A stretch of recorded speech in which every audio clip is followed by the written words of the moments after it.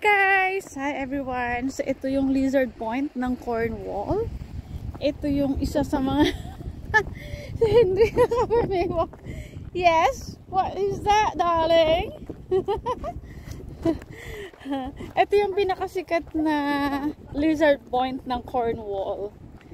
Ito yung dinadayo ng mga turista. Kaya nakagaya ko. Yan. First time ko dito sa Cornwall, kaya nag-ask talaga ako kay Habi na pumunta kami dito.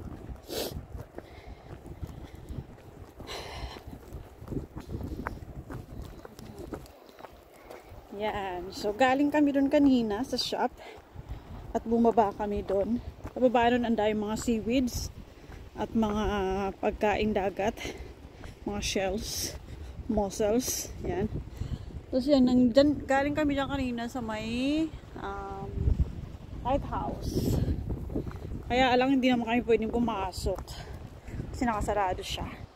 So, bumalik na lang kami. Ayan yung view dito. Kaya siya tinatawag na Lizard Point kasi mukha nga siyang lizard. And then, yan dyan. Maraming mga seal yan. O sila yun. So, ito yung Lizard Point na to. Sometimes kung swerte ka, pag nakapunta ka dito, makikita mo yung ang daming sharks. Pero maraming seal dito. Yan sa mga bato na yan. Yan sa mga bato na yan. Ang daming seal dyan. Common seal, gray seal, at mga sleeping seal dyan. So, sila nagtatambay. Kilalang kilala na yan ang mga Cornish people dito. Ito yung mga ano nila tambayan. Kasi sikat siya. Yan. So, nakakapagod maglakad, pero ayos lang. Exercise na rin. Kasi for how many months na hindi na rin ako nakapag-YT. So, ngayon lang ako mag-update. Yan. Medyo nakakahingal. At isa pa, medyo nakakakilabot. Kasi malingat ka lang ng konti, pwede kang mahulog dyan.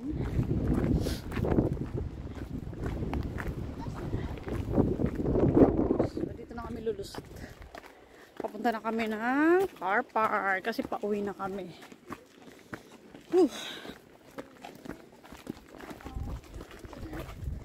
Yan, tuwang-tuwa yung aking baby boy kasi uwi na daw. Ayaw niya yung nagagala-gala kami. Mabigat din kasi yung aming meal kanina. Nag-lunch kami sa restaurant na yun. Doon. Sa restaurant na yun. Nagano kami dyan ng prawn, crab, tsaka mackerel. Nag-order. Tsaka tawag ito, crab fresh pie. Yan. Sa mga special na nila dito. So, pasensya na kayo. Medyo hinihingal ako. Pero, sige lang, itutuloy lang natin. Busog na busog din kasi ako.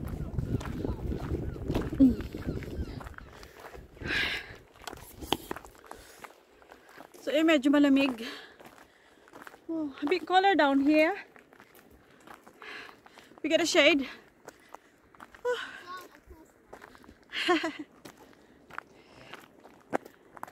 Hi guys! Yan. Kamusta kayong lahat? Medyo namimiss ko kayong lahat. Namimiss nyo ba ako? Sa YT.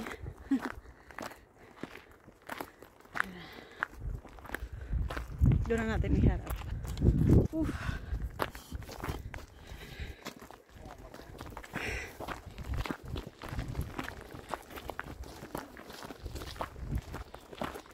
Yan, kami pauwi na sila, papunta pa lang.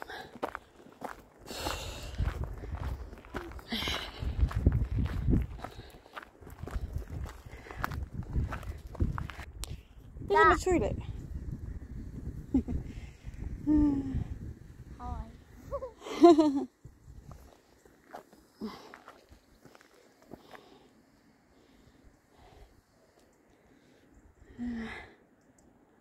Ito yung car park ng mga bumibisita dito. Ayan.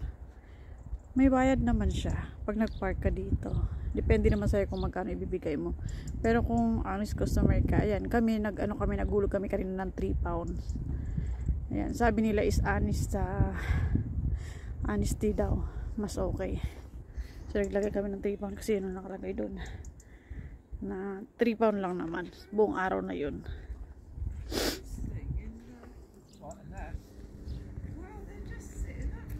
Darling Henry. You're right. Oh, don't lie down. Get up. It's not good for you, especially when you walk on the heat. Oh, it's vitamin D. Come on, get up. It's vitamin D. Let me do it. You are here. Yeah? Let me do it. Never mind. The first one. We park on the first one. We are going to the town. I think it's a long walk, yeah? So we walk there. Yeah, the town's there. So Yeah, that. leave some money.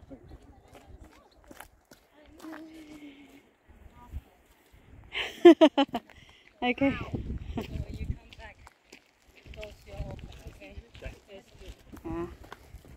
Okay. Papunta na kami sa aming parking area. Kung saan nakapark yung sasakyan namin. Alam nyo guys, mukha mga damo lang yan pero kinakain ng mga yan. Edible ang mga yan. Dito sa UK, ang yaman nila sa sa mga edible. Kala mo lang mga damo-damo lang pero ano yan, nakakain. Does that not one because of one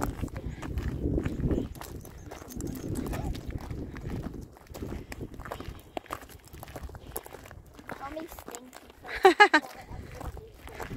Haha, that's you. No, that's you. That's you. Well, it's you too. Take the same.